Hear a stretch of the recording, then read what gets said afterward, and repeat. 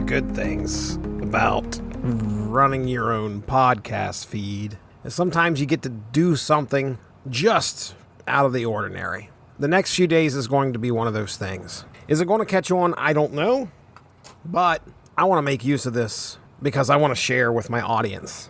As if you couldn't tell by the title of this podcast, AI is going to be involved. If you've caught anything that I've done in the past recently, at least within the last year, there's a good chance that you've heard me discuss the way that I use artificial intelligence to create content. Over the past couple days, I learned of Google's NotebookLM. To give you guys kind of an idea of what this is, it is a notebook program that you can use online.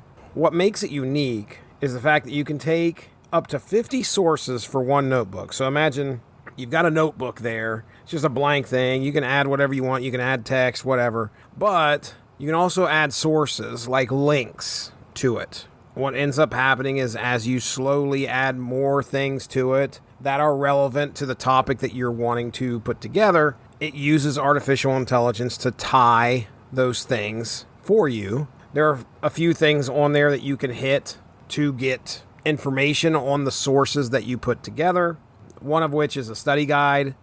So a study guide takes all those things that you put on there and asks questions about them to you so you could learn them. So obviously this is a program this is a very useful application for studying. You can create frequently asked questions based off of all the information that you have in there. It generates something that resembles a FAQ. A table of contents, which I have not really messed with. A timeline, I haven't messed with that either, which I assume if you have a lot of notes that span across some moments in time or whatever, it will break that down for you.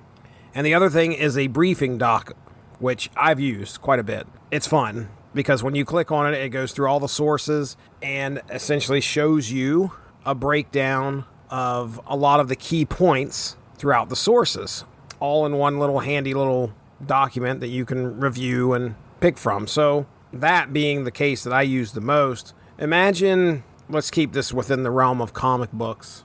So let's just say you go out there and you find 10 different links for 10 different interviews from Stan Lee. You throw all them in as resources for your notebook on NotebookLM. You've never read the interviews yourself. You have AI do it for you and break it down. Now, there's some things to be said about, reading the actual interviews may provide some more insight. However, the advantage of using this is a time saver. Now, much of what you kind of worry about with artificial intelligence is hallucination, and trust me, that's still here in Google's NotebookLM. It tends to make things up or say things that sometimes aren't true. However, I've seen with the briefing doc specifically, like as it goes through and lists a few things, it then also has links to the sources it pulled that information from. So you could click on the link and it will take you to the specific document that it pulled it from, and you can read the document and read what it says right there. So that's one way of keeping itself in check, which is nice. But that's not what I'm here for today. The other great thing that NotebookLM does is it will create approximately a 10-minute podcast between two people about the subject matter in that notebook. And already I can tell you're probably, if you're like me, I've experimented on here before with AI narration, and some of it seems a bit stiff. And matter of fact, we had a person write in who listened to an Unspoken Issues episode. I threw in an AI introduction to a character, and they felt that they would rather have somebody read that information. And I get that. I do. This is not the podcast for them. The podcast that NotebookLM gives you is on another level. It is on another level. And you're about to find out why. All right, so someone sent us a whole stack of stuff on Dan Slott. Oh, this should be fun. It looks like someone wants to do a deep dive. Yeah. We've got Wikipedia excerpts, even an Earthworm Jim comic. Earthworm Jim. Wow. It's like, okay, everybody knows him for Spider-Man, but this is like saying, show me what else you got. Right. Like, don't just tell me the hits, show me the deep cuts. This is going to be fun. Exactly. So we're going beyond the surface here, going beyond the big titles. Unearthing those hidden gems. Exactly. And I got to say, this is This is going to get weird. a little bit, even his first Marvel credit back in 1991, Mighty Mouse. You know, you can almost see it right there. Mighty Mouse. Then he does New Warriors. That blend of humor, classic superhero stuff kind of hints at what he's going to be into. And then he goes from that to writing for Ren and Stimpy. That's a hard left turn. That is a wild card for sure. And you know, it's interesting because that's actually where he first writes Spider-Man. Wait, really? Yeah, in a Ren and Stimpy comic, Battling Powdered Toast Man. Oh, that's fantastic. You can see that love for the unexpected right from the start. And it's not even just Ren and Stimpy. There's Looney Tunes, Powerpuff Girls. You even did Scooby-Doo over at DC for a bit. You think writing for all those different franchises, especially all those, kind of off-the-wall ones, influenced his later work? Oh, absolutely. Think of it like a musician, right? You got to master different genres before you find your own unique sound. Yeah. Those kids' titles, they honed his comedic timing, that ability to capture a really outlandish character. Which, I mean, come on, you got to have that when you're writing She-Hulk. Turning her into a superhuman lawyer, that just screams Dan Slott playfulness. Oh, totally. And it was a hit. That whole series, it showed he could blend that humor, the legal stuff, with real superhero action and make it work. And those early 2000s She-Hulk comics, Yeah. some really clever breaking of the fourth wall in those, which, if you think about it, Became kind of his thing, huh? exacts. And speaking of shaking things up, we got to talk about Superior Spider-Man. Oh, boy. Doc Ock taking over Peter's body. That was a bold move. People were losing their minds. I bet. It was risky, definitely controversial, but it worked. Won awards, even. Showed he was willing to subvert those expectations, take a beloved character to a really dark place. Which is interesting because then you look at his Silver Surfer run with Mike Allred on art, and it's like this whole other vibe. Totally. That art style is just out of this world, and the stories match it perfectly. They took Silver Surfer, who can be such a serious, even tragic figure sometimes, Right. and sent him on these mind-bending, often hilarious adventures across space. Just a completely different side of his writing. Okay, but we got to get back to this Earthworm Jim comic.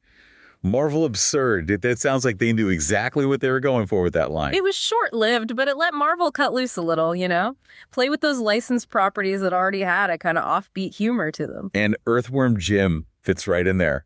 Lawyers from heck suing a superhero earthworm. Is this Slott channeling his inner She-Hulk here? Huh. Maybe. But it definitely shows he's comfortable with the absurd, the over-the-top. And what's really cool is the Earthworm Jim comics, they use stuff from the games, A.E. the cartoon. Oh, interesting. So he's pulling from both. Yeah, blending those different interpretations into one wild world, which is, when you think about it, pretty impressive, right? To be able to take a world that's already kind of known for being all over the place and to make it even more meta, even more self-aware. Yeah, like he's winking at the reader saying, I know this is crazy, but just roll with it. And that's kind of the magic of Dan Slott, isn't it? He never takes himself too seriously. Even when he's dealing with the biggest names in comics, there's always that twinkle in his eye, Totally. And it makes me wonder, do you think all that experience with the more offbeat stuff, the comedic stuff, do you think that influenced how he writes those more mainstream Marvel heroes? 100%. I mean, you can see it. Look at She-Hulk again. The courtroom antics, breaking the fourth wall, even the way he uses humor to talk about these complex legal ideas. Those same sensibilities are at play in Earthworm Jim. Huh. Yeah. You're right. It's like he learned how to walk this tightrope, this balance between humor and heart, between absurdity and action, by experimenting in all these different worlds. Those unexpected places, that's where he honed those skills and then brought them to this whole other level when he got to the bigger Marvel universe. Exactly. And don't forget, this is the same guy who wrote for Ren and Stimpy and Silver Surfer. That is a wide range. Talk about versatility. It's like he can flip a switch and go from slapstick comedy to this really thoughtful, cosmic kind of storytelling without even breaking a sweat. It's pretty incredible when you think about it. I mean, we started with this pile of comics and we're finding all these connections. It's like we're piecing together the Dan Slott puzzle, Yeah, this is his creative DNA. Yes. And what we're seeing is a writer who's not afraid to experiment, to try new things, to really push the boundaries of what comics can be. And to have fun doing it. And that's, I don't know, that's kind of inspiring, right? He didn't just find one thing and stick with it. He tried all this different stuff, different styles, and that's how he found his voice. It's like he's saying, comics are huge. There's so much you can do. And that comes through in everything he does. Doesn't matter if it's Spider-Man or Earthworm Jim. Totally. So, okay, we've talked about all these different parts of his career, but we got to circle back to Earthworm Jim for a second. What was it that caught your eye about this particular comic? Well, you mentioned it earlier, the Professor Monkey for a Head stuff. Yeah. Classic Slott right there. Oh, totally. So it turns out before Monkey for a Head, became a villain and all that. Right. He had his own run-in with the supersuit. No way. The one that gives Earthworm Jim his powers. That's the one. The comic actually shows him trying it on, and it does not go well. I bet. See, that's what I'm talking about. Those little touches, those moments of, like, pure absurdity. That's Dan Slott. He's not just telling you a story, he's inviting you into this joke with him. Exactly. And it makes you want to go back and read everything else he's done, just to see what you might have missed the first time. Right. Like what other Easter eggs are hidden in there. So I think it's safe to say we found some hidden gems today, huh? Oh, for sure. We came in wanting to explore Dan Slott's range beyond the big stuff like Spider-Man. And we ended up in, what, superhero law firms, space adventures, lawyers from heck, suing earthworms. It just goes to show sometimes the most unexpected things lead to the coolest discoveries. And that, my friends, is what the deep dive is all about. Thanks for joining us. All right, folks, get ready because today we are diving deep into a world where cows fly and lawsuits, well, they come straight from heck. Mm-hmm. We're talking Earthworm Jim 1. And yeah, you heard that right. This comic's got a superhero who's, well, a worm in a super-powered suit. Don't worry if you've never heard of that. It's part of the fun. Mm-hmm. We're going to break down why this thing became a total cult classic back in the 90s. And hey, we'll see if its brand of humor, the absurd kind, still holds up today. What do you think? You up for this? We've got a lot to unpack. We've got analyses of the jokes. We've got a whole plot rundown. And get this, even a comparison to the Earthworm Jim video games, the ones that inspired it all. It's like dissecting a hilarious kind of gross specimen under a microscope, but way, way more laughs, I guarantee. One thing that really got me thinking while prepping for this deep dive was this running gag. Earthworm Jim's trying to ask Princess What's-Her-Name out on a date, and who in their right mind lands on cow tipping? It's like a romantic idea. I mean, seriously. I was picturing the princess, and she's got to be thinking, what is this guy talking about? Yeah. But here's the thing. It's not just random silliness, right? So what's the deal? Why do these totally bizarre jokes work? It's all about the context, right? This comic, it drops right in the middle of the 90s, 1995 to be exact. And humor back then, it was a wild ride, let me tell you. Think like Ren and Stimpy, early Simpsons, that in-your-face, break all the rules, kind of funny. So Earthworm Jim wants to go cow tipping. It's not just a gag, it's poking fun at those traditional, squeaky clean heroes. He's a walking disaster, but in a super suit. And I think that resonates with, well, everyone who's ever felt a little awkward or out of place. Yeah, totally. I can see that. But it's not just the writing, right? Yeah. The art is, well, it's something else. It's like Tex Avery went on a sugar high. Jim's eyes are practically popping out of his head. Does the art, does it add to the jokes or is it a joke in itself? Oh, it definitely does both. The art is like essential to Earthworm Jim. Mm-hmm. Crane, the artist, he's basically animating the jokes, right? It's like he's giving them this crazy over-the-top energy, those exaggerated expressions, the way he draws movement. It's like you could practically hear the sound effects just from looking at it. Totally. And speaking of those crazy visuals, we got to talk about those lawyers from heck. Oh, yeah. With their crazy teeth and briefcases. It's visual comedy cranked up to 11. Exactly. Okay, let's talk plot now. And listeners, I'm not going to spoil everything, but buckle up, okay? We've got super suits that go missing, forced marriages to goldfish. Just another typical Tuesday, right? Oh, yeah, just your average Tuesday. Can you walk us through this story? What are the big moments that made you say, wait, what? Okay, so we start in heck, naturally, and Jim's usual enemies, Evil the Cat, Major Mucus, that whole crew, are scheming to take him down. But get this, instead of, your typical supervillain showdown, they decide to sue him. Okay, that's a twist I was not expecting. It's ridiculous, but also kind of genius. Exactly. It's perfect for that 90s satire where it feels like nothing is off limits. It's like they said, what's the most ridiculous way to take down a superhero? Paperwork. Yeah. Let's drown him in paperwork. Oh, man, paperwork is terrifying enough for us regular folks. I can't imagine what it would do to, a worm with a rocket launcher. Right. And all this is happening while Jim's trying to work up the guts to ask Princess What's-Her-Name out. Let's just say it doesn't go well. I'm sensing a theme here with this guy and romance. He might need some help in that department. Yeah, he might. And to make things worse, his supersuit gets stolen. Professor Monkey for a Head makes off with it. Professor Monkey for a Head. What is with these names? That's Earthworm Jim for you. That's true. That's true. But anyway, so Jim's vulnerable, back to being, well, just a regular earthworm. But this is Earthworm Jim we're talking about. He's scrappy, he's resourceful, and he always gets his groove back. And his suit, too. And just when you think everything's wrapped up, bam, cliffhanger ending. Princess, what's her name? She's getting forced into a marriage with Bob the Goldfish. Bob the Goldfish. Okay, I need a minute to process this. On the surface, it's completely wacky, but is there like a deeper meaning here? See, that's the beauty of Earthworm Jim. It works on different levels. On the one hand, it's a hilarious, action-packed adventure that doesn't take itself too seriously. But if you look closer, you'll find these little hints of social commentary, like it's winking at you about how absurd everything is. Okay, listeners, we've covered a lot of ground. Crazy humor, lawsuits from another dimension, a goldfish wedding. This comic, it didn't just appear out of nowhere. It's 1995. Grunge is fading out. The internet's this weird new thing. Yeah. How did that 90s energy, that vibe, make its way into a comic like this? And did Earthworm Jim influence the culture back? Oh, it's a two-way street, definitely. You can practically feel the 90s oozing off the pages, right? You've got that edgy humor, the weird visuals. It's like a perfect snapshot of 90s pop culture. But Earthworm Jim, he wasn't just following trends. He was taking those trends and twisting them into something totally new.